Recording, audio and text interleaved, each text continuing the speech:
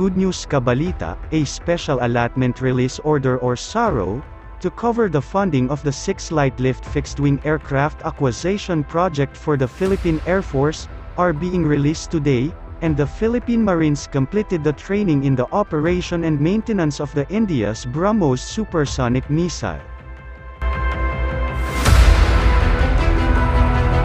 Before we continue, don't forget to like and subscribe if you like this video.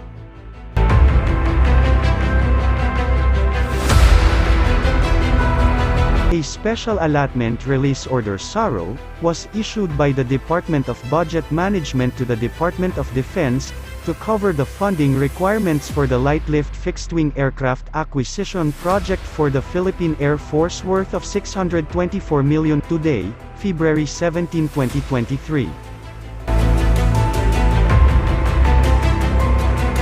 Way back December 2020, that Commercial Director of PT Dirgantara Indonesia, Adyu Wayuna, has revealed in an article published by CNBC Indonesia, that the Philippine Air Force is getting 6 more NC-212 light cargo aircraft in 2021.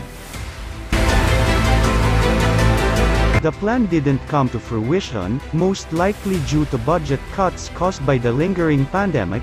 Now it looks like the project has finally been given the green light.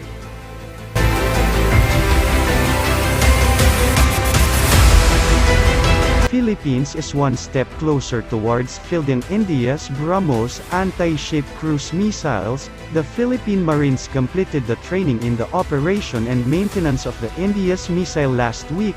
The first battery is to be delivered to the Philippines Coastal Defense Regiment this year.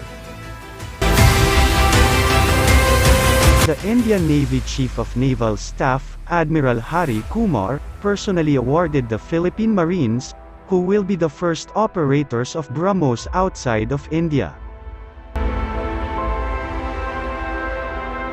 Thank you for watching. For more update, don't forget to like and subscribe.